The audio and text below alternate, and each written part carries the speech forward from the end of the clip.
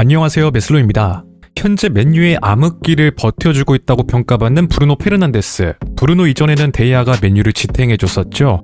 이처럼 구단의 암흑기를 지탱해주는 선수가 있는 반면에 저조한 활약으로 나쁜 의미에서 암흑기를 상징하는 경우도 있습니다. 오늘은 구단들의 암흑기를 대표하는 선수들을 알아보도록 하겠습니다.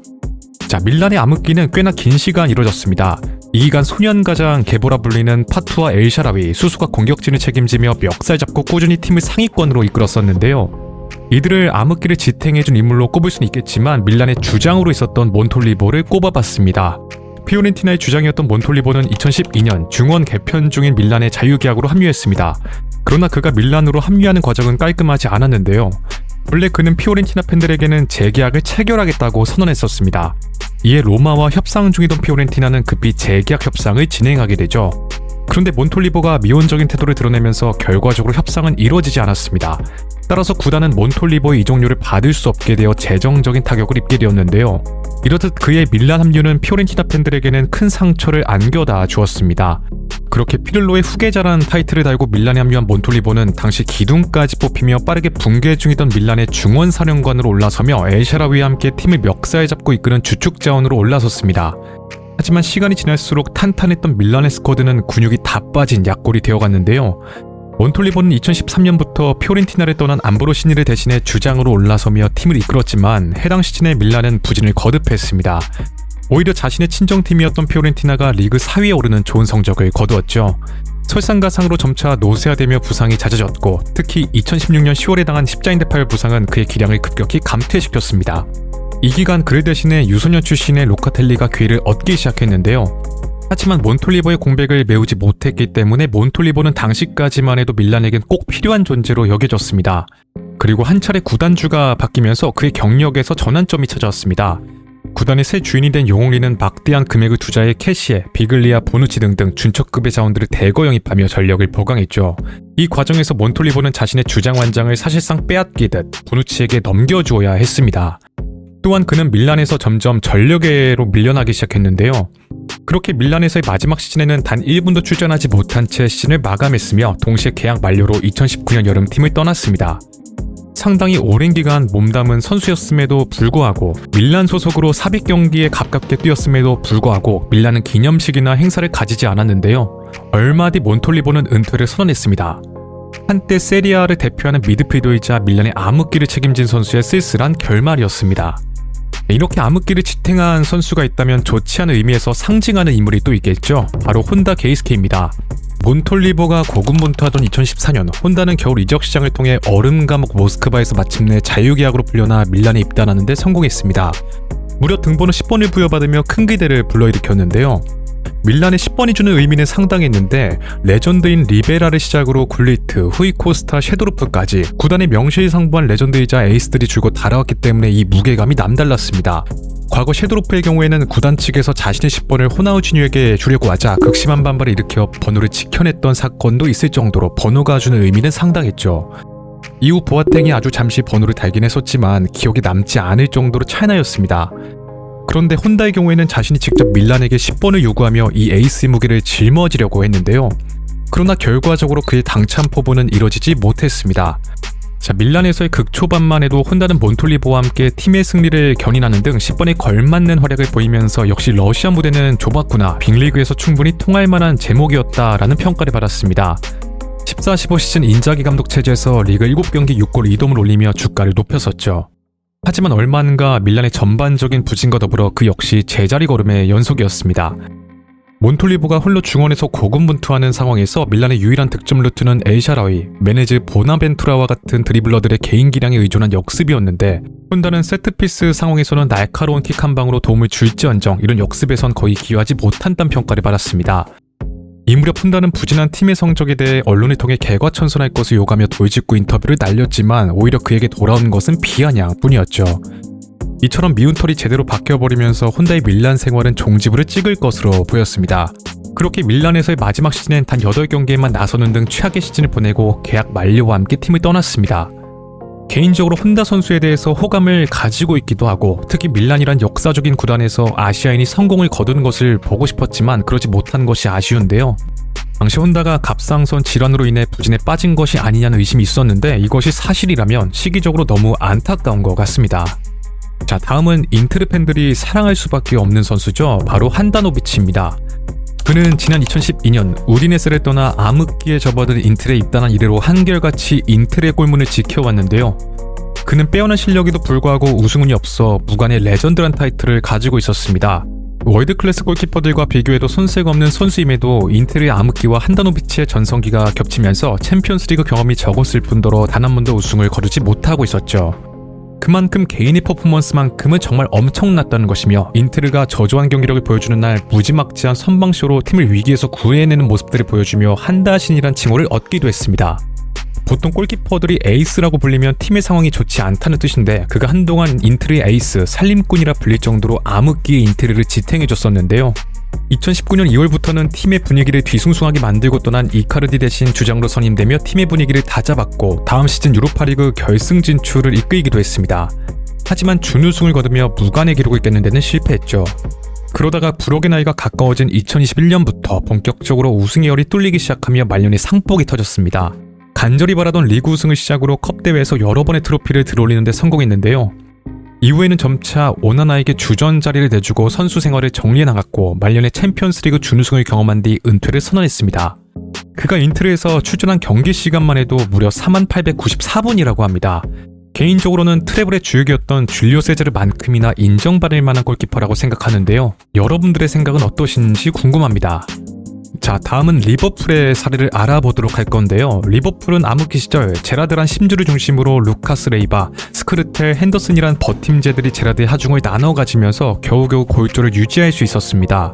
그렇다면 저는 암흑기의 시작점인 선수를 주목하고 싶은데요. 많은 이들이 콘체스키, 앤디 캐롤을 언급하시겠지만 저는 아퀼라니를 꼽아봤습니다. 지난 2007년 리버풀은 미국 자본에게 인수된 뒤서부터 침체와 혼란의 시기를 맞이했었습니다. 이들은 구단에 대한 애정보단 돈벌이에 집중했고 성적에 전혀 관심이 없어 보였는데요. 그러나 이 무렵 베니테스는 우승에 대한 가능성을 보고 로이 킨과 가레스 베리를 영입해줄 것을 요구했습니다. 하지만 킨과 베리의 비싼 이적료에 구단주는 고민 끝에 공격 보강을 위해 세컨 타겟이던 킨을 먼저 영입하게 되죠. 구단주는 베리를 영입하려면 선수를 팔아서 사라는 대답을 했고 이때 고른 선수가 바로 사비 알론소였습니다. 알론소가 지난 시즌 최악의 퍼포먼스를 보여주어 내리막이라고 판단한 것이었는데요. 그러나 베리의 영입은 결국 성사되지 못하고 알론소는 해당 시즌 최고의 활약으로 반등하는 데 성공한 뒤 몸값을 올려 레알로 떠나버렸습니다. 그러나 그의 이적료는 구단의 빚을 갚는 데 사용되며 거의 사라지고 말았죠. 이처럼 중원의 핵심 사령관을 잃은 베니테스가 한정된 자원 속에서 자신의 재임 기간 두 번째로 높은 이적료인 300억 원을 들여 나름 화끈하게 투자해 데려온 자원이 바로 아킬란이었습니다. 하지만 문제는 베니테스가 그의 부상 이력을 간과했다는 것인데요. 지난 3시즌 중 2시즌을 리그에서 15경기 이하로만 출전했을 정도였습니다. 이처럼 그는 리버풀에 와서도 부상으로 고전하며 데뷔 시즌 많은 경기를 소화하지 못했죠. 따라서 이 시기에 베니테스는 마스체라노를 비롯해 루카스 레이바, 심지어 레프트백인 아우렐리오를 중앙에 두는 실험을 했지만 번번이 실패로 끝났습니다. 중원 장악력이 떨어진 리버풀은 당연히 부진을 거듭했고 토레스까지 부상을 당하면서 리버풀은 최악의 상황에 처했는데요. 또한 한 가지 문제가 있던 것이 부상도 부상이지만 아퀼라니의 스타일이 사비 알론소처럼 활용하기에는 어려웠다는 것이었습니다. 정적이고 후방에서 볼을 뿌려주는 스타일이 아니라 상당히 동적이고 공격적인 성향이었죠. 베니테스 역시 이를 인지하고는 있었지만 전술적으로 이를 조정해주는 것에 어려움을 겪었습니다. 결국 해당 시즌 리버풀은 최악의 분위기 속에서 리그 7위로 시즌을 마감했고 오랜만에 챔피언스리그 진출에 실패하면서 본격적인 암흑기에 접어들기 시작했습니다. 아퀼라니는 이후 후임으로 온 호지슨과 달글리시 감독에게 선택을 받지 못하고 얼마 안 있다가 떠났는데요. 시기적으로 정확히 리버풀의 암흑기를 상징하는 인물이지 않나 싶습니다. 다음으로 준비한 레알 마드리드의 사례 역시 암흑기를 상징하는 멤버를 꼽아볼 수 있을 것 같은데요. 두 명의 선수를 꼽을 수 있을 것 같습니다. 덴마크의 미친개라고 불린 그라베센과 줄리앙 포베르입니다. 우선 레알은 마켈렐을 첼시로 떠나보낸 뒤 그의 공백을 메우기 위해 수비수 엘게라를 수미자리에 기용해보는 등 여러 방법을 강구했었습니다. 하지만 수비 문제가 해결되지 않았고 겨울 이적 시장을 통해 에버튼에서 맹활약하던 그라베센을 급히 영입했는데요. 우선 그라베센은 당시 기준 0405 시즌 에버튼에서 최고의 활약을 보여주고 있었을 뿐만 아니라 최고 평점을 기록하던 중이었습니다. 에버튼이 전반기 리그에서 돌풍을 일으킬 수 있었던 이유였죠. 따라서 팬들은 그를 공격적인 마켈렐이라며 레알의 필수적인 인재라고 극찬했습니다. 그동안 스타 선수를 쓸어담던 레알의 명성에 비해 그라베스는 유명한 선수는 아니었지만 레알에게 필요한 청소기 역할을 해줄 수 있는 선수였기 때문에 전술적으로 큰 도움이 될 것으로 보였는데요. 하지만 결과적으로 그라베스는 실패하고 말았습니다. 가장 먼저 그의 플레이가 동료들의 수준에 못 미쳤습니다. 터프함으로 수비적인 임무는 잘해주었지만 세밀함이 부족했죠. 또한 이 무렵 레알은 감독을 타이어 갈아 끼우듯 계속해서 교체하던 시기였는데 수비팀에서 올라온 새 감독 후안 라몬 로페스 카로는 그라베스를 중용하지 않았습니다. 심지어 비슷한 시기에 괴팍한 성격으로 호비뉴 및 여러 동료들과 불화를 일으켰는데요. 결국 카펠로 감독이 부임한 뒤 제자인 에메르송을 영입함에 따라 전력으로 분류되며 셀틱으로 이적했습니다. 이후 레알은 에메르송, 유망주였던 캄비아소, 가고, 마하마두 디아라 등을 기용해 보았지만 그다지 효과를 보지 못했는데요. 이후 카이드론 회장 체제에 접어들어서까지 수비 문제는 해결되지 못했습니다. 그나마 해소시켜준 선수가 라사나 디아라였죠. 다행히 페르지 회장의 재선출과 함께 갈락티코 정책의 부활로 캐디라 등의 수준급의 중원 자원들이 수급되면서 이는 해결될 수 있었습니다. 그리고 레알의 암흑기를 상징하는 선수가 한 명 더 있죠. 바로 줄리앙 포베르입니다. 아마 이름을 들었을 때 처음 들어보는 분들이 많으실 거라고 생각하는데요. 그럴만도 한 게 정말 짧은 기간 임대로 있다가 떠난 선수이기 때문입니다. 줄리앙 포베르는 리그왕의 보르도에서 두각을 나타내며 한때 선배 지단의 후계자란 영광스러운 타이틀을 가지고 있었습니다. 그러다가 웨스트햄을 통해 프리미어리그로 진출했고 이곳에선 풀백과 사이드 미드필더를 오가며 준수한 활약을 보여주고 있었죠. 그런데 이런 그가 레알로 올 수 있었던 이유가 무엇이었냐? 우선 당시 레알은 우측면 자원의 부재로 골머리를 앓고 있었습니다. 이에 구단의 이사회는 와이드 플레이어 스타일, 측면에서 양질의 크로스를 올려줄 수 있는 자원을 원하는 라모스 감독의 의견을 반영해 여러 선수들을 영입 리스트에 올렸었는데요. 그 중에는 위건에서 리그 정상급 활약을 보여주던 발렌시아와 리버풀에서 뛰고 있던 저메인 페넌트가 있었습니다. 하지만 당시 발렌시아 이적료가 너무 높아 영입이 쉽지 않았고 페넌트의 경우에는 라모스 감독이 탐탁치 않아 했죠. 이 시기에 레알의 상황이 좋지 않았던 터라 팬들은 페넌트라도 영입해야 한다 혹은 콰레스마라도 오면 손이 없겠다라는 말을 꺼내던 시기였습니다. 그러나 결과적으로 영입된 선수가 줄리앙 포베르였는데요. 자, 라모스 감독은 레알의 감독으로 부임하기 불과 몇 개월 전 토트넘의 쥐봉을 잡았었습니다. 당시 웨스트햄에서 뛰고 있던 줄리앙 포베르는 유독 토트넘을 상대할 때 좋은 경기력을 보였는데요. 라모스는 토트넘 시절 단장에게 그를 추천받았던 기억을 떠올렸고 값도 저렴한 데다가 자신이 원하는 프로필에 부합하여 빠르게 그와 협상을 벌였습니다. 그렇게 2009년 1월 완전이적 옵션이 포함된 임대로 그를 영입하는 데 성공했죠. 그러나 결과적으로 줄리앙 포베르는 반년간 2경기 출전에 그치며 웨스트햄으로 돌아갔습니다. 그는 레알에 있는 동안 자기관리 문제나 태도 문제를 일으켰었는데요. 벤치에서 조는 모습이 카메라에 잡혀 많은 비판을 받기도 했습니다. 이렇듯 그는 레알의 겨울 이적 시장 최악의 영입으로 꼽히고 있으며 레알의 암흑기 시절을 상징하는 영입으로도 꼽히고 있습니다. 마지막은 유벤투스의 사례를 알아볼 건데요. 유벤투스는 암흑기를 지탱해준 고마운 선수들이 참 많습니다. 델피에로, 트레제게, 네드베르, 카모라네시, 부폰까지. 칼초폴리로 유벤투스가 2부 리그로 강등되었을 때 팀에나마 빠른 재승격을 이끌었죠. 그런 의미에서 유벤투스는 좋지 않은 의미에서의 암흑기를 상징한 인물을 알아봐야 할 것 같습니다. 가장 먼저 아마우리를 선정해봤는데요. 아마우리는 팔레르모에서 줄곧 좋은 활약을 보여주고 있었습니다. 이에 이탈리아 대표팀이 그를 발탁했을 정도로 이 무렵 그는 주가를 높이고 있었는데요. 따라서 자연스럽게 공격진 구성에 대한 고민을 하고 있던 유벤투스의 레이더에 그가 들어올 수밖에 없었습니다. 자, 이 시기에 유벤투스는 고민이 많았습니다.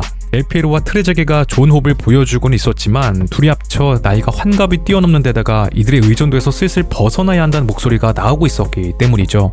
그렇게 유벤투스는 2008년 여름 아마우리를 영입하는 데 성공했습니다. 시즌 초반 트레제게가 장기 부상으로 이탈한 것과 별개로 당시 라니에리 감독은 아마우리 델피에로 조합을 밀며 아마우리에게 많은 기회를 부여했습니다. 이러한 기대에 부응하듯 그는 전반기에 거침없는 득점 행진을 이어가며 간마우리라고 불리게 되죠. 그러나 부상이 그의 발목을 붙잡았습니다. 2009년 2월부터 약 7개월 동안 득점을 기록하지 못하는 급격한 부진에 빠졌는데요. 이아퀸타가 어떻게든 그의 공백을 메우기에 노력했으나 주포를 잃은 유벤투스의 성적이 졸리는 만무했습니다. 그리고 아마우리는 폼을 올릴만 하면 부상을 당하는 양상을 반복하며 어느 순간 전력외로 분류되고 말았죠. 이로 인해 그는 유벤투스에선 반 시즌을 제외하고는 실패했다는 평가를 받게 됐는데 사실 그의 부진에 대해 아마우리 본인만의 잘못은 아니라고 주장하는 이들도 있습니다. 네드베드와 카모라네시, 델페로가 그나마 활약하던 시기에는 아마우리가 결정력으로 마무리하는 역할에 집중하면 됐지만 감독이 바뀌고 주변 동료들의 기량 활약 등이 더해지면서 아마우리의 역할이 최전방에서 단순한 전봇대 역할로 바뀌었다는 것이죠. 혹자는 득점만 넣지 못했을 뿐이지 최전방에서 특유의 피지컬로 헤집고 다니는 것은 잘했으며 델피에로의 득점 생산을 돕는 데 큰 역할을 했다는 분석을 내놓기도 했습니다. 아무쪼록 아마우리는 유벤투스의 암흑기를 끊어줄 공격수로 주목받았지만 이를 해결하지 못했고 결국 2011년 겨울 이적 시장을 통해 파르마로 임대를 떠나며 유벤투스와 작별을 택했습니다. 유벤투스가 그를 영입하는 데만 360억 원의 노체리노와 유망주의 소유권을 포함시켰다는 점에서 대실패가 아닐까 싶네요. 다음도 아마우리에 이은 유벤투스 암흑기의 대표적인 실패작이라고 할 수 있는 크라시치입니다. 2009년에 네드베드가 현역에서 물러난 뒤 측면에서의 파괴력을 잃은 유벤투스는 오랜 기간 그의 대치자를 찾는 데 몰두했습니다. 이때 이들의 레이더에 들어온 선수가 바로 러시아 무대와 세르비아 대표팀에서 주가를 높이던 크라시치였는데요. 크라시치는 0910 시즌 챔피언스리그 무대에서 맨유를 상대로 좋은 모습을 보여주었고 모스크바의 8강에 견인하면서 맨유를 비롯해 여러 빅클럽들과 이적설이 돌고 있었습니다. 결과적으로 2010년 유벤투스가 그를 데려오는데 성공하게 되죠. 금발머리의 동유럽 출신, 왕성한 활동량을 지녔다는 점에서 팬들은 일찌감치 네드베드의 재림이란 기대 섞인 반응을 내놓았습니다. 물론 네드베드와 뛰는 위치가 반대였고 스타일도 일부 달랐지만 그의 외모는 유벤투스 팬들로 하여금 네드베드에 대한 향수를 느끼도록 만들기엔 충분했는데요. 그리고 크라시치는 유벤투스에서의 초반만 해도 팬들의 기대에 걸맞는 활약을 보였습니다. 하지만 이것이 그가 보여준 전부였죠. 시즌 초반에는 그의 플레이 스타일이 상대에게 파악되지 않아 그의 드리블 돌파가 아주 잘 먹혀 들어갔습니다. 그러나 그의 직선적인 플레이 성향이 파악되고 난 뒤서부터는 특히나 수비력이 강한 세리아 수비수들에게 아주 손쉽게 막히기 시작했는데요. 기술이 좋아 드리블 패턴이 다양해 다이나믹한 공격 패턴을 지녔던 네드베드와 다르게 크라시치는 사이드를 타고 크로스를 올리는 단조로운 플레이로 일관했습니다. 심지어 크로스 퀄리티도 그렇게 좋지 않아 부족한 점으로 많이 지적됐었죠. 그렇게 부진에 빠진 크라시치는 콘테 감독이 부임한 뒤서부터는 아예 전력외로 분류됐고 어느덧 교체 명단에도 이름을 올리지 못하는 지경에 이르게 되었습니다. 결국 초라하게 팀을 떠나야 했으며 이후부터는 가파른 하락세가 시작되어 어느 순간 잊혀지고 말았습니다. 자, 암흑기를 대표하는 선수들은 그 시기에 구단의 선택과 운영이 어떤 방향이었는지를 그대로 보여준 사례라고 볼 수 있습니다. 그래서 이 선수들에 대한 평가는 개인보단 당시의 구단의 상황과 함께 봐야 되지 않을까 싶은데요. 혹시 여러분들이 생각하시는 암흑기 대표 선수가 있다면 댓글로 마음껏 공유해주시면 감사드리겠습니다. 네, 오늘의 이야기는 여기까지고요. 재밌게 보셨다면 좋아요와 구독을 부탁드리며 다음에는 더 재밌는 컨텐츠로 찾아뵙도록 하겠습니다. 감사합니다.